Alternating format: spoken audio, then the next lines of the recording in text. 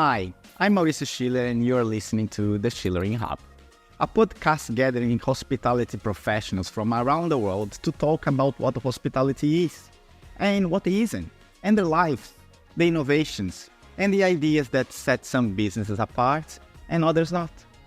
We also talk about the future, the trends, and recently we embarked on a journey to search for happiness in hospitality. What makes hospitality a happy place? What are the hurdles that block happiness from happening? And what can we do to overcome them? I invite you to be part of this journey. Comment and send us a message of how our conversation impacts your day. Ask me a question or tell me a guest you'd like to listen to. We make this for you, so I hope you enjoy it. You need to listen before you talk. It's a hotel that's been around for many years now, so there were a lot of executives that have been working there before. So I listened to them. I was careful enough to understand what their aspirations were, where they were coming from, why they liked to work in this hotel so much.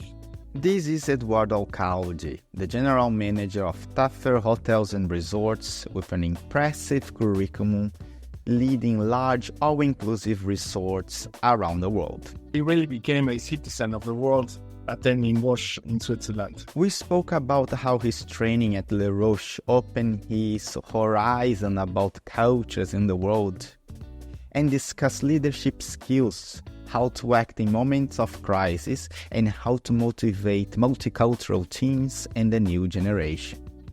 Before that though, Nah-Dja and I discussed creativity and innovations to promote happiness in the workspace in our quest for happiness in hospitality. I hope you enjoy. Welcome back to the Schulering Hub, everybody. That's Mauricio Schuler, your host with the weird accent speaking. And I have Nah-Dja Tien with me once again. Nah-Dja, welcome. Nice to be here, Mauricio. Thanks. Nah-Dja, we've been going in this crazy journey in the quest of happiness in hospitality. There are many things that make hospitality a happy place. There are many things that make hospitality a not so happy place. And today we are discussing a little bit on innovation and creativity in hospitality, something that sometimes hospitality is not very well known for. In spite of that, it seems that we are switching the key now and changing things. What's your view on innovation and creativity in hospitality? If you talk about innovation, a lot of people think about technology, but I think innovation can be in many different layers and many different ways. And I can only tell you what happened in my life. You know, when I was given the keys to a building to be, opened by me, I was a general manager for the first time in my life. I had a big hard think about, shall I just copy all the same things that everybody else is doing? Same check-in, same check-out, same breakfast, same everything. Yeah, because that's the most easy way. And I decided not to. Yeah, so the very first hotel that I opened up, I think not on a technological level I innovated. I love that as well. But I innovated on a human level. I innovated on a level of comfort, because at the end, the innovation that I tried at the time was completely geared towards spoiling people rotten that stay with me. And it started with the beds. Yeah, so I got one of the most expensive beds that you can buy. I did a cooperation with Heston's Beds, naturally made, handmade beds. Even the King of Sweden sleeps in it. And there was nobody on the market that did that. And people, they stayed with me and they slept like babies. But what happened then, they wake up at 3 o'clock in the afternoon. Yeah, they miss breakfast. So I decided to do 24 hours a day breakfast. 24 hours a day breakfast. 24 hours a day breakfast, yeah. Whenever you wake up, because you come to me to sleep, you sleep in the best beds you can buy. And we did 24 hours a day breakfast, yeah, because it was something that, why not? I had an open kitchen anyways, and I had to adjust, the kinds of breakfast, but scrambled eggs at 10 o'clock in the morning or scrambled eggs at 4 o'clock in the afternoon. A cook can make both. It's not rocket science. But I also, is it innovative, Mauricio, that I got up at 5 o'clock in the morning, I pressed 30 liters of fresh orange juice, served it myself to the clients, because when you drink orange juice, you might as well drink very good orange juice. And I think the innovation of that is that if you do that for a year, at a certain moment, your ratings in your hotel on TripAdvisor, on Booking.com, people loved it and they wrote about it. So instead of spending a lot of money on marketing and external companies trying to promote me, I did promotion through the bellies of the people, and it worked really well. Okay, for you to be able to do all these things, you need to have an extra layer of confidence, right? An extra layer of freedom. How do you get the level of freedom and confidence with the hotel owners, for example, to be able to create such innovative services and offers? I'm a very lucky man, Mauricio, because I never applied for a job in my life. I was always asked, hey, we want you, come and work for me. And the first hotel that I opened up as a GM, that was literally a building without a concept. So we started to think like a year or 2 years before the opening, what will the concept be? And then I came with lots of ideas. And what the owner did very well at the time, he let me be. Because if you put me in a box, it did not work. And I get very excited if I can do things, to make people happy. And, in that hotel, for example, the announcement of the staff was a color advertisement in a newspaper. Again, it's many years ago. Where I said, want to have some fun? That was the headline. You want to have some fun? Come and join me, Nah-Dja. Not Mr. Chen, not whatever. We worked together with Heston's. We had Diesel as the clothing company. So everybody was wearing jeans and nice dresses and accessories. So all those things made a completely different atmosphere in the hotel. And the confidence came that the owner did not, put me in a box. They let me be. And I think 4 months after we opened that hotel, it was the best rated hotel in the whole Czech Republic. It was on Condé Nast Traveler, one of the coolest hotels in Europe even. So it's cool. Now that you're speaking, and we're talking about of course, innovation, but we're talking about a lot of creativity from your side as well, right? So I was reading or watching a show the other day. I'm not sure. And they were talking about creativity and how creativity is not linked to intelligence. They measured, they tested, and they realized that very creative people and non-creative people had basically the same IQ, right? So it's non-intelligence. And what they found out was that creativity is a way of mindset of how you see challenges. So basically, people that are considered creative, they see challenges as a game. They play, they have fun. And now you just said the words, come and have fun with me, right?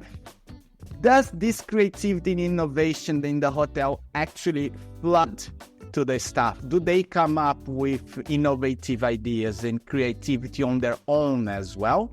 Or it was more concentrated than on your ideas? No, this has always been a collaboration, Mauricio. I am not able to sit by myself in a room and be creative. I need the interaction with people. And you're right, it always comes from problems.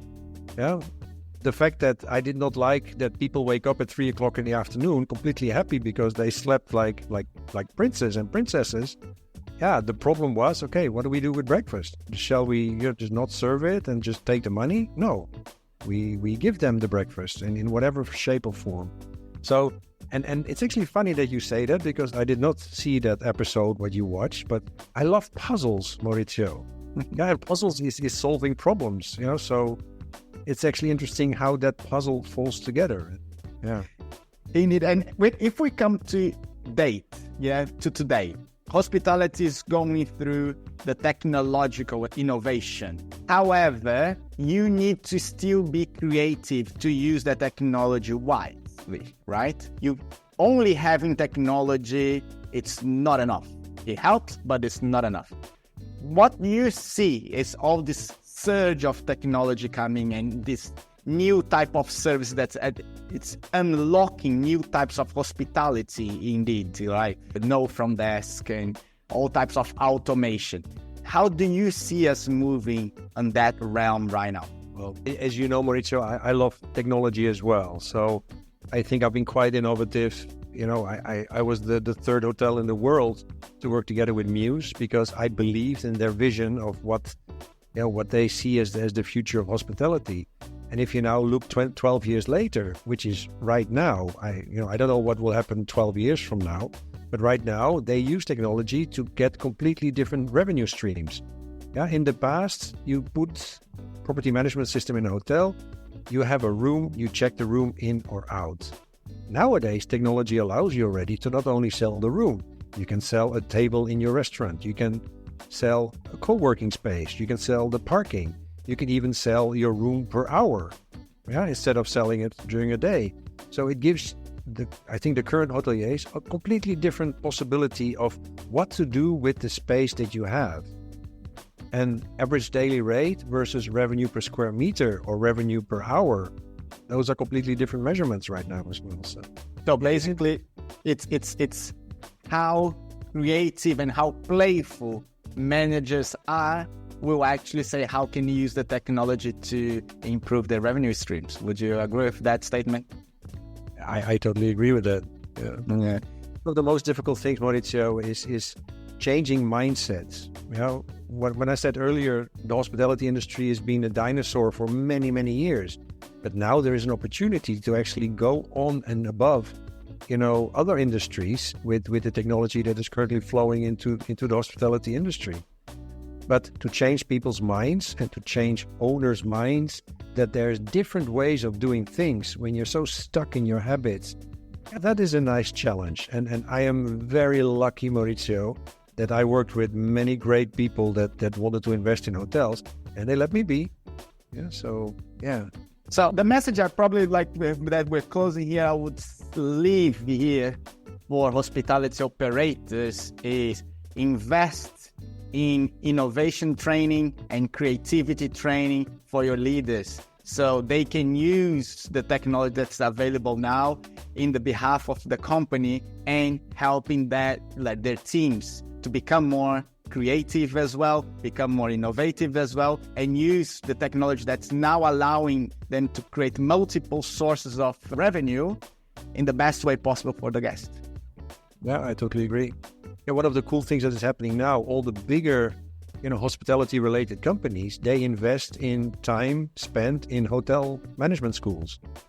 So if you learn already now in school that there's technology that is changing, then obviously you can use that later on in your career by, completely thinking out of the box. If you don't know something, you will never use it. So to have some literacy and some knowledge about what is going on is definitely, we need hospitality creative mentors. Mauricio. That's a great idea. That's a great idea. Let's talk to some companies there and put that concept to play. Nah-Dja, thank you very much once again for talking to us here. And Sure. It's always a pleasure. And Schulering, hang up. There's more to come. Hello, everybody, and welcome back. Mauricio Schuler, your host of the Schulering Hub here. And today, we have a special guest, Eduardo Alcalde. He is a GM for Teffer Hotels and Resorts in Cancun, Mexico, but I will read his amazing resume here. And I'm sorry about this, Eduardo, because it's a beautiful resume. You were a GM at the Hard Rock Hotel and Casino in Punta Cana and the Dominican Republic. You were a GM in the Princess Hotels and Resorts in the Mayan Riviera in Mexico.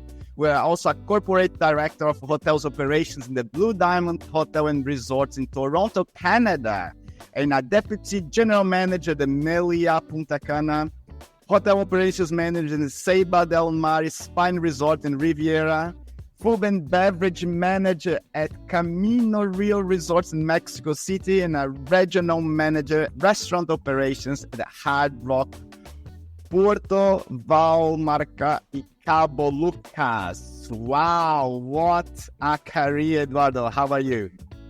Thank you, Mauricio. Yeah, it's been a very nice ride so far. Wow, you have an amazing... Thank you for this. And thank you for having me also, Mauricio. Thank you for having me in your podcast. I feel honored for you taking the time to interview me. And, all for hospitality. We love hospitality. And I am looking forward to a nice conversation with you.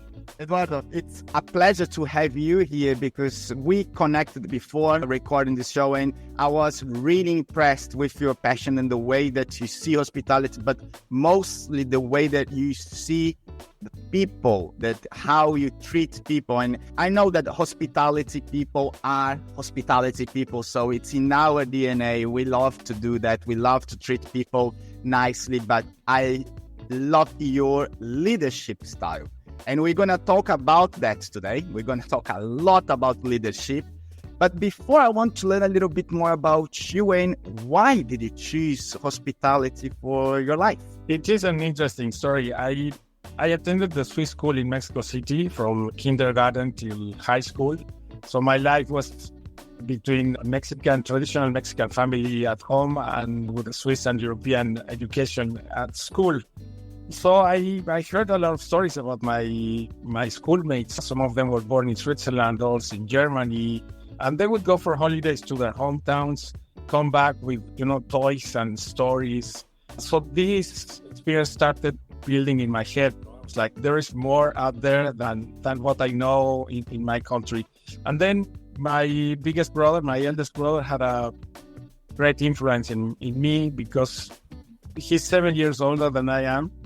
And by the time I was ready to go to university, he has been already traveling the world. He went to the UK to study English. So it came just natural, no? I just wanted to go out and see what was there.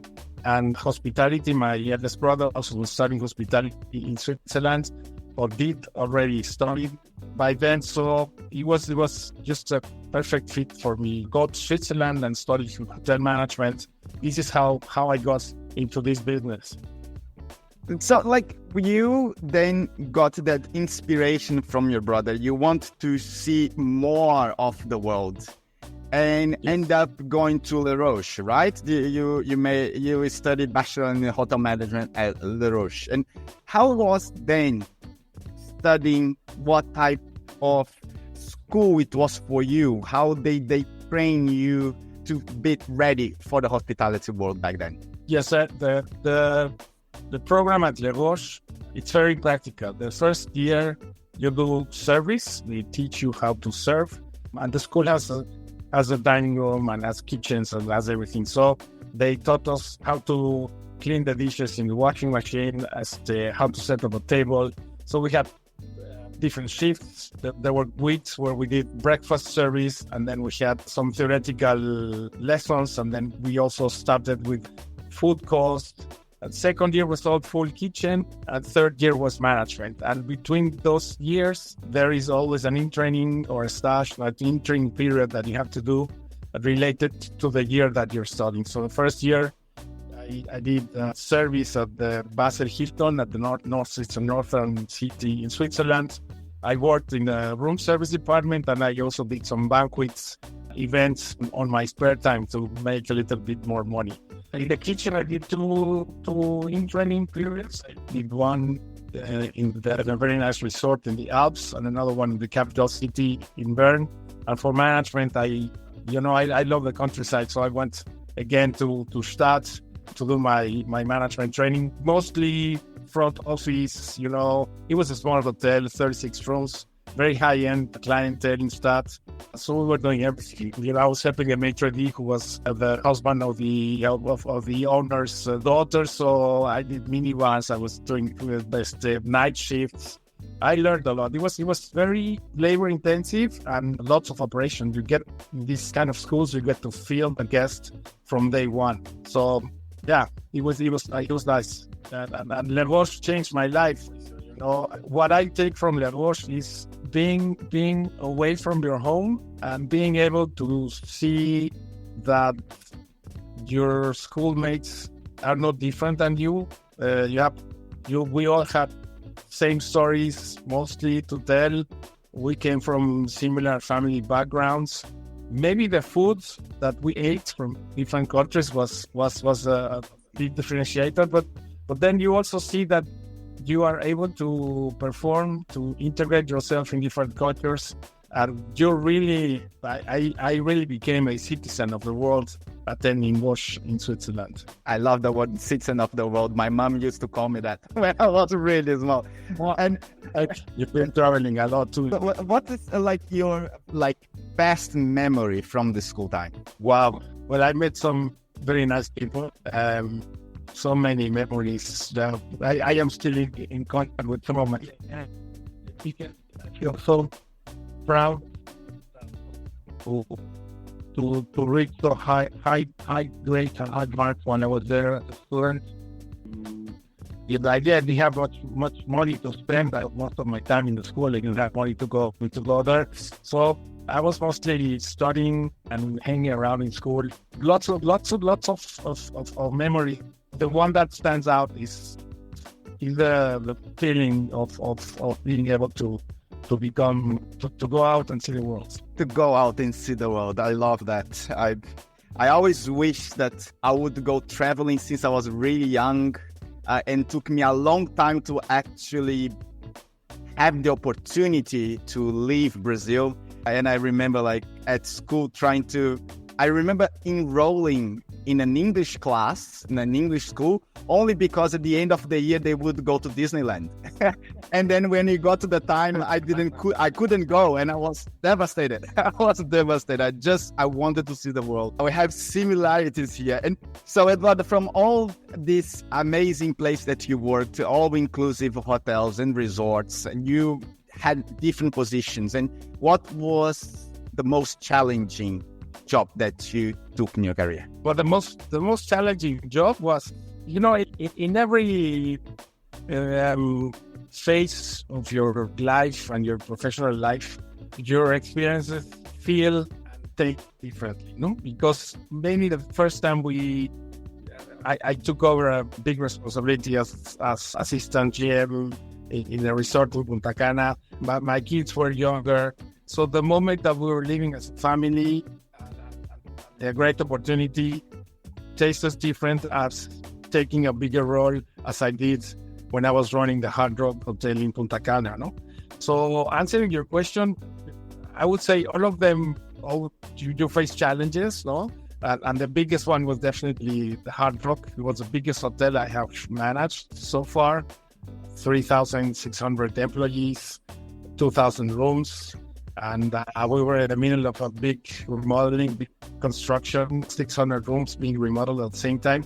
So that was the challenge, because it was not only managing your executive team and setting the pace of the hotel, but also dealing with construction guys and architects and everything that has to do with building hotels and remodeling hotels. So that was my biggest, I would say, the biggest challenge I've had so far. Wow, 2,000 rooms, 6 ones under construction. It's probably a management school on itself, right?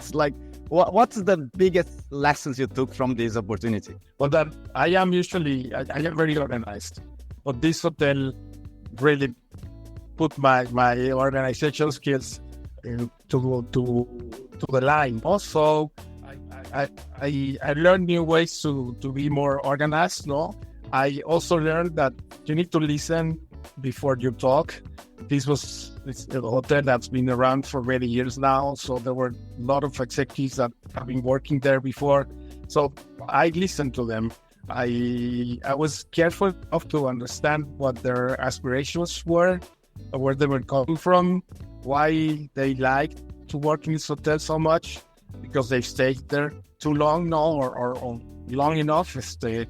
And then you start building from there. So I learned to be more organized. I learned to coach, to be a better coach. I learned to listen. I learned to communicate. My executive team was composed of almost 30 people, and clearly and in a timely manner. Things go very, very bad. And then you also, I learned to set the pace. I learned sometimes to be a little bit tougher with myself and tougher with situations in which you needed to put, a big slap on the table. Being respectful, obviously, no, but you have to set the pace with such a stressful environment. Your executive team should also see you that you know what you're doing, you know what you're saying, but at the same time that you're a human too, that you make mistakes and you will not have all the answers at the end of the day. It was a great experience. Beautiful place. It sounds like you learned a lot about the human experience of leading big teams, but with many layers of leadership, right? Because in such a big hotel, it's not about only your leadership skills, but really getting the whole team together in one spot, right? How did you do that? And then, let me tell you one thing, and then there are different nationalities involved. No, you have your head concierge comes from Mexico, and the other one comes from Germany, and most of the executives were from the Dominican Republic with a lot of experience. I was lucky enough that I had worked in the Dominican Republic before joining the Hard Rock, so I know the culture, a culture that I love very much, that has taught me so many things, and they are basically part of my success also. But again, how do you do these things? You need to be willing to do a good job and be humble. Sometimes that you don't know everything, showing your human side. It has worked for me since the beginning of my career, and sometimes they tell me that I haven't reached other heights in my profession because I was too honest, too straightforward, and really looking into being a leader so that everyone would benefit. No, I don't like to be the one to be at the front and speaking and talking all the time. No, to own their jobs and make their mistakes. It has worked for me. And so you got these big properties, these big challenges, managed to learn how to work with big teams, and I'll come back to these cultural challenges as well of having multicultural teams, because I think that's a very interesting thing, but I will get there, because for that I want to understand how was the pandemic with your side of this, or what's your side of, because we all had that moment of crisis in our life where it seems that our ground disappeared, right? Everything that we trust that would never disappear all of a sudden did. How did it affect you? At the time pandemic hit, I was running a also big hotel here at the Riviera Maya, the Grand Riviera Princess. I was working for them for 4 years, and we were doing great things. We organized organizational culture. I developed a team of certified coaches, and they all helped me to develop all the operational manuals of all departments of the hotel, including accounting, which is not my area, but the controller was open enough to participate in this process. And by the time pandemic hit, we were getting ready to the next step of my plan, because by then we had already done all the things that I told you. And also we did a very nice, I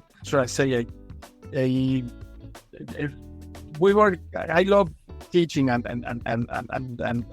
learning new things. So I put all my executive team and operations team into this program that took us like 5 weeks to develop with an external company. It was actually longer. It was 2 or 3 months.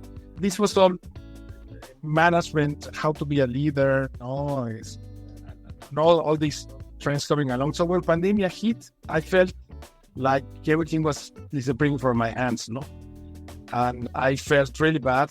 I was writing checks. We had to let go more than 1,000 people. I was crying for 2 days, and it took me a couple of weeks to recover, because it was very hard. You're never ready for these kind of things.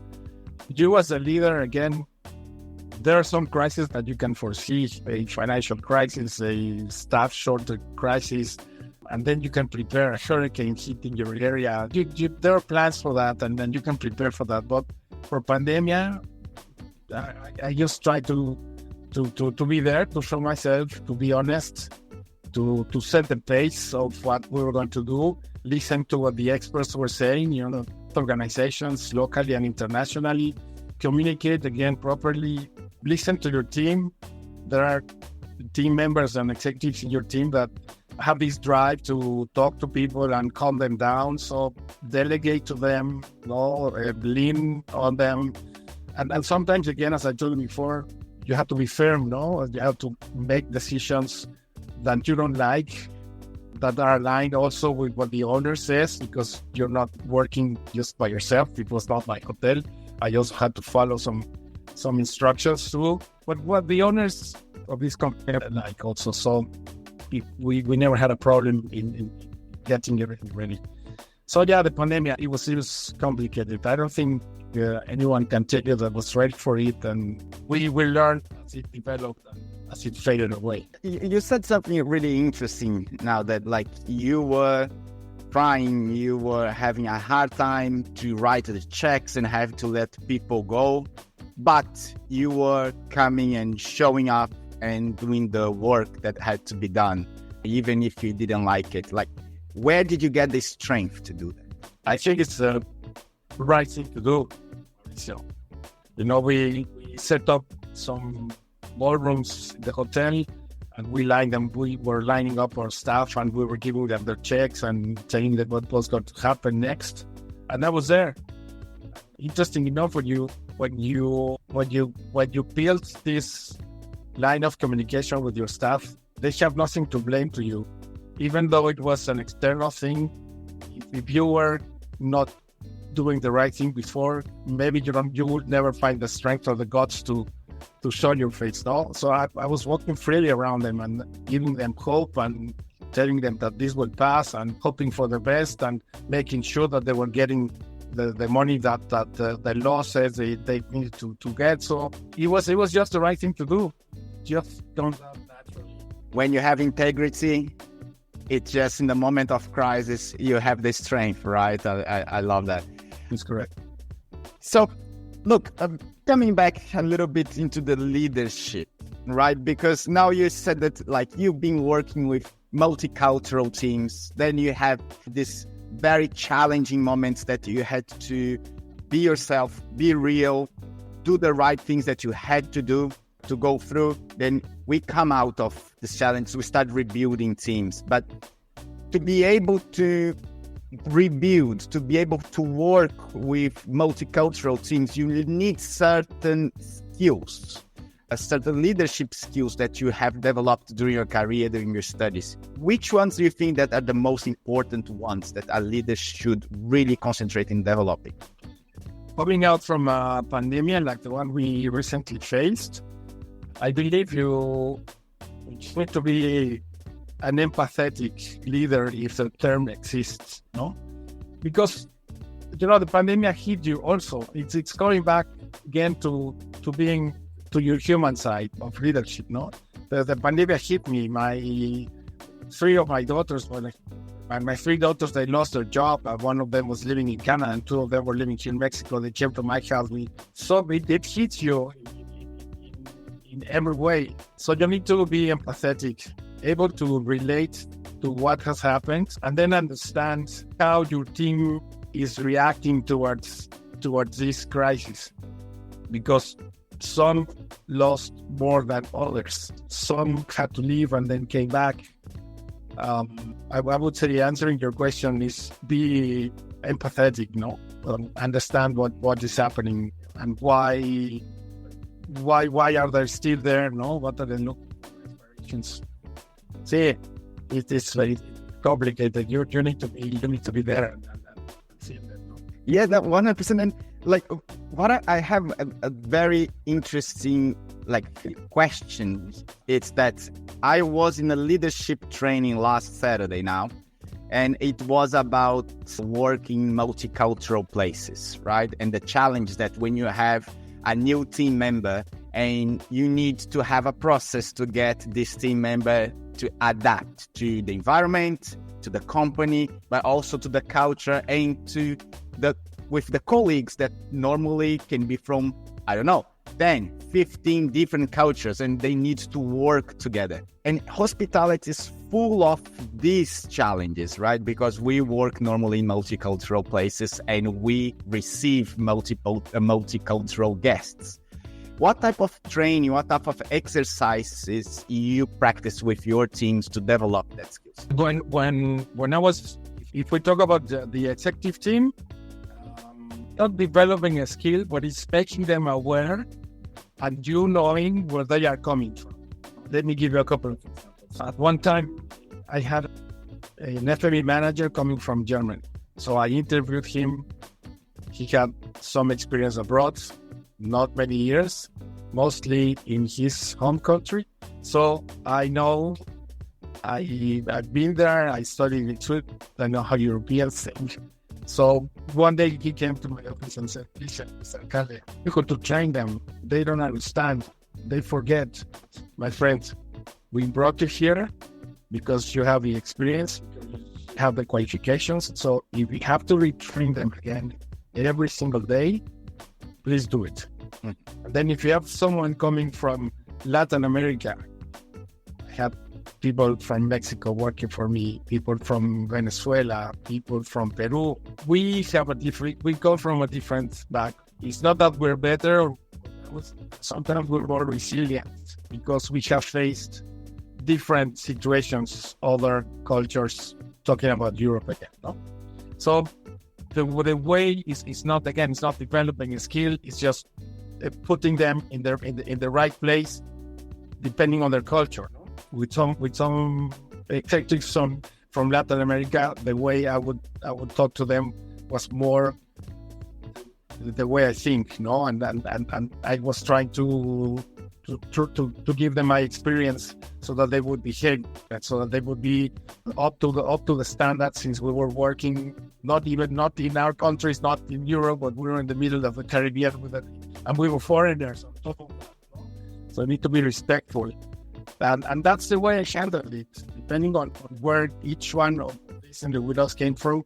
And sometimes when talking about your supervisors and frontline, sometimes you just go with your organizational culture, with your values, with your usual trainings.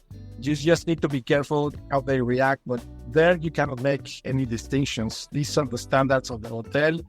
I want you to learn them. And at one point, you want people in certain departments, you want people to think. In others, you just want people to perform. So this needs to be very clear, no? I hired you to think and I hired you to perform, but I need to tell you exactly what I am expecting from you so that your performance covers all the needs of the hotel goals or hotel targets. It's just a give and take and understanding again where everyone is coming from and it's going to.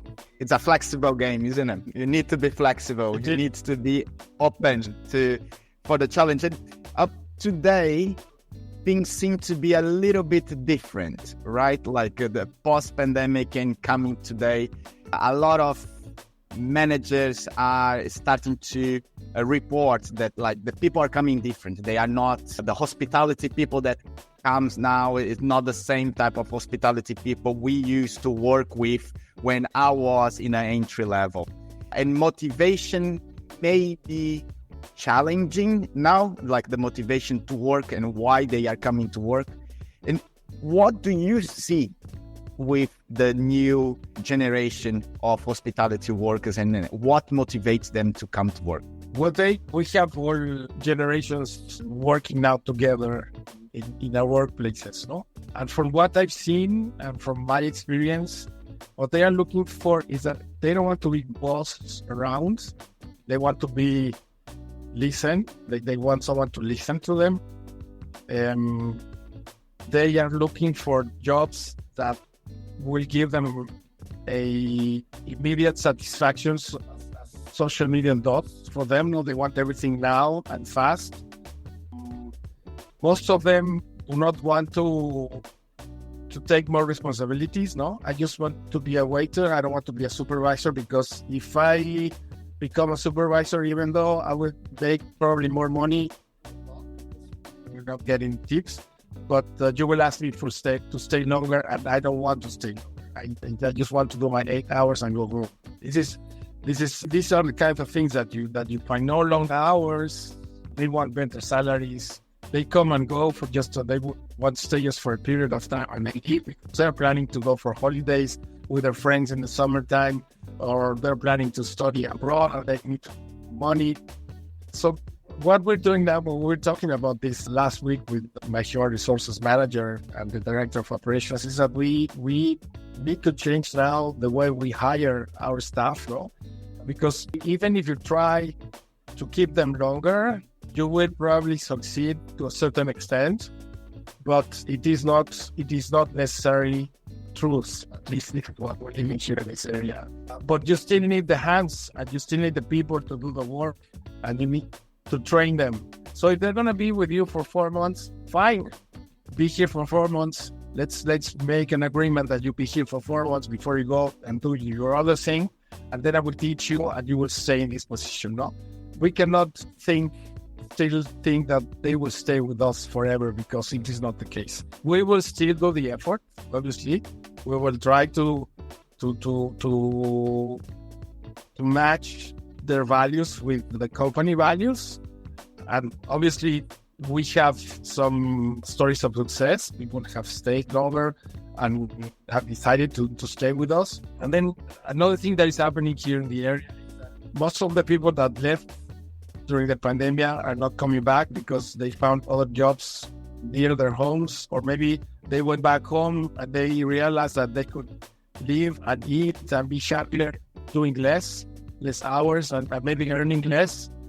So the shortage of staff is here. So you need to be very flexible if you want to, if the standards to be there, and you still want to perform at a very at the high level, or at the level that you said your company to perform. See, there's a lot of things that we need to change now. Wow, I'm pretty impressed with that strategy, to the understanding that maybe a career path is secondary into when you're hiring, and I believe that you don't have to open that, of course, if you don't feel comfortable, but I probably believe that you're talking even about, like, you need to allocate a bigger budget if you need to be training people every 4 months, every 6 months. So you need to allocate the budget differently to be able to fit that need, because you need the hands, and probably they are coming more for learning, more for an experience, and doing their own things, getting life experiences. And I'll be honest, I'm very jealous of them. They did that. It's pretty brave of them to do that. I took a lot that I shouldn't have during my career. People step on me for a long time, and I shouldn't have, but I thought that I was doing the right thing. And for a lot of us, it was the right thing to do. You know, we grew up in that environment that was the right thing to do. It's not the wrong thing to do. But looking at them today, managing a lot more of this work-life balance, I even get a little bit jealous of, like, wow, why didn't I have that courage to come and maybe change the industry? And we could have had this conversation maybe 10, 15 years ago, right? And now coming on in a lot stronger workplace, I would say. Yeah, but still, what you experienced or what I experienced, all these experiences, they formed our character, no? They helped us to build our character. And at least, I believe this is also true for you. At least from the beginning, you knew exactly where you wanted to be or where you wanted to go. No? And then life is not a linear, it's not a line. It goes up and down like this. You still have your goal. Then sometimes the strategy changes. No, I think that when you have a structure early on in your career, and you are able to find out what you're looking for, then the better off you will be, not in the next 10 or 15 years, maybe when you turn 50 or 60, no? And in my opinion, it was always for me that way. I don't want to be alone. I don't want to be, I want to make sure that I have enough money to support myself if I cannot work anymore. That structure is it's in our heads, no? And maybe I am wrong. Maybe what the new generations are experiencing is different, and maybe they'll be able to be more agile than me, us to reach that age the proper way or the way they want. But yes, I think that in life, humanity is there are things that will never. Everyone is free to do whatever they want as long as they don't step on anybody's foot, no? Yes, that's true. And when it comes to, like, I saw that you are very passionate about learning and about coaching. How can, like, other leaders also, like, develop the team skills and find that way to enjoy, let's say, grooming teams? I believe that normally leaders, they have that inside them, but someone that is inspiring to be a leader, someone who wants to become a leader, what should be them thinking about when it comes to developing skills? To develop your team? Is that the question that you're asking me? Yes. Yeah. I like to do the following exercise. Every time a manager or supervisor comes to me with a certain situation, a problem, so to say, I always like to break down their jobs in pieces. And then to each phase of their jobs or the job description, I like to also put some time on it. How long does it take you to do this, and that? No? And if it's a supervisor, then we will do the same with people that report to him or her. What do they do? But then you break it down again. And then you will soon realize, well, the third step usually is, once we have this done, does your staff and yourself know exactly what you need to achieve or what you need to do in order to achieve your goal? If the answer is yes, then the next question would be, do you have the equipment needed to perform, to do your job? Usually there is something missing. And if the answer is no, then you need to train them. And when the supervisor realizes by him, herself, that he or her are not doing the job that they are supposed to do, they still realize that what they are asking for has a solution, and the solution is in their hands. Obviously, the equipment and the training, it's part of the management team to deliver, no? So this exercise, it's like coaching someone, Mauricio, no? You ask the right question. Instead of asking the right questions, you put the job on the table, and then the person soon realizes that he's asking for too much or he's not performing at the best level, no? And it works both ways, because sometimes I have all this exercise when we have, I remember once we were having a problem with a stewarding team at a big hotel I was managing, and to help the head of stewards there, we did this exercise with him. So we helped him with your answers. Listen, let me help you get organized. Let's break it down. And then what do you do next? And then next. And then you find certain things or tasks that person should be making. It worked very well. And they realize by themselves. And then they stop complaining. They stop telling you. This is a strategy that I like to use a lot in order to align my team and so that they know what is expected from them. That's super interesting, like to break down the exercise and noticing if they are doing things that they shouldn't, or they are not delegating probably something that they could, or that they are doing a supervisor's job that maybe they are not even prepared for. So love that idea. And if we would think about the future of our industry and where we're going now, where do you think that hospitality will be in the next 5-8 years? Well, we will see a lot more of technology being introduced into our business, and especially in those tasks that repeat themselves, that you don't need to do every day, no? we will see that coming. I still believe that the human touch will still be there. No, at the end of the day, hospitality is about humans. So the front desk, a clerk should be there. A concierge to help you around, or your restaurant reservation should be there, and so on. We can talk about many other positions in the hotel business. I also believe, and we are seeing the trend already, that we see smaller hotels being built, 400 rooms, 350 rooms, and depending on your location rooms. Even in resorts like where I work now, most of the new hotels are only 400 or 500 rooms. This will give you also, in my opinion, a more controllable way of operating them. And they will be not precisely branded as we know these big brands coming along, but they would be fit clientele, artists.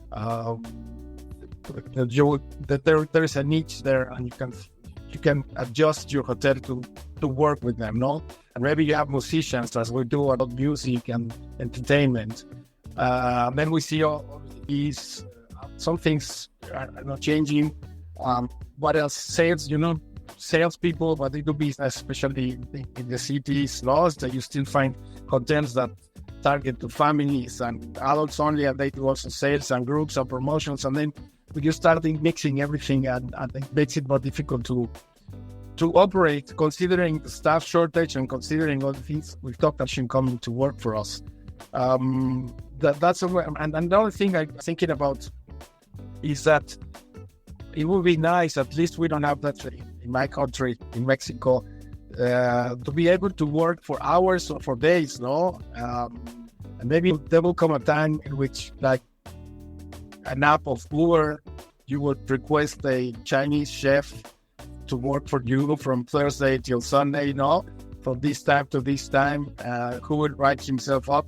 And then we have 5 people showing up in your app and say, okay, please come. And then for the next week, you have a big function, and I don't know, a Turkish family is getting married, and you need a Turkish chef, and you look for one. That would be, I think that so are people working, from Monday till Thursday, I'm attending school, and then I can bartend there for you Friday, Saturday, and Sunday. I think that flexibility is already placed in some countries. I see it coming stronger, because it will help a lot, no? That's the way I see it. Yeah, it's introducing the flexible economy, the share economy into hospital. I have a question, actually. Like, there's a book that I like from Yuval Harari. He wrote Homo Sapiens, like he's most known from Homo Sapiens, but he wrote another book that's called 21 Lessons for the 21st Century. That is about like what is coming mainly with AI. And he has a very shocking prediction that he says that the first profession that will be replaced totally by AI is a GP, is the general practice of doctors, because you can have that on your phone. We only because of confidentiality norms rather than the technology. The technology is ready for it. We cannot share yet. So that's his prediction. If we would transfer to hospitality, do you think that there is one spot in hospitality? I think accounting department, human resources department. Again, repeat tasks. You do your sales every day. You do your taxes every day. You do see how many people didn't show up. That can be easily with that. It's reproduced in a very proper way. Which other positions I see? Basically those the administrative positions, I believe, are more in risk than the operations one. Even though they're building robots, machines that make coffee and deliver to human behind it, for example, the maintenance guys, they will still be needed, but they will, as we all will have to change, learn new skills in order to repair all these machines or all these computers that are coming along. But I don't see that the hospitality business is going to be fully. It's not fully automated. It's just maybe in the future someone will how humans, how we are, no? Maybe the pendulum will be, and then we will soon realize that getting rid of all humans in the hospitality business was not a good idea because we're getting so many complaints, and we need to bring them back. And I hope it never happens. It could, but I don't see any more positions being replaced as those that, again, are administrative, that are repeated tasks, no? I think that a lot of people here will just breathe out like with a relief because there's so much talk sometimes in the lobby about it. Yeah, see, and then not take me wrong, the guys from administration, resources, they can always learn a new skill because of all the things that they've experienced in the hotel business. So people from administration and human resources that are listening to your podcast, don't take me wrong. I mean, this is a thing that is coming and it's happening. But you can always, if you do it on time, change your skills, learn, be ready for the change, no? Learn leadership skills because we need to talk with humans. In the end of the day, we need to deal with humans, right? If you would leave a learning bomb here, like something, the very important piece of advice for our leaders or what that would be? Never give up. We've been this business for many years now. With different colors and faces, and we're facing the same, so to say, no? Being a good leader, to be motivated to do the job, being coaches. It's happening. It's been happening, and it will still be happening in the future. So my advice would be such a beautiful tree that make humans come together, especially in this time of what we're facing in the world. No, we need to come back and believe that there may be peace and justice everywhere. So hospitality is the best example. And then if you read a lot, I know that you read a lot of books, you probably read already that hospitality is everywhere. To be hospitable, it's not just in a hotel or a restaurant or in a groups or convention, in a meeting. No, it's everywhere. You go to the supermarket, where you go, holidays, to a park, to being hospitable means a lot. This is what I think the world needs now. So never give up. We will face them twice and three times. And we will be stronger every time we face them. We will be able to solve them better, but they will still be there. No, it's just a matter how we want to deal with them and how we never give up. I'll finish with this message. Never give up. Eduardo, thank you very much. It was a pleasure to have you. It was a pleasure to talk to you. It was a class of leadership here. I much appreciate your time, much appreciate your experience and your knowledge with us. The pleasure is all mine, Mauricio. Thank you very much. Thank you.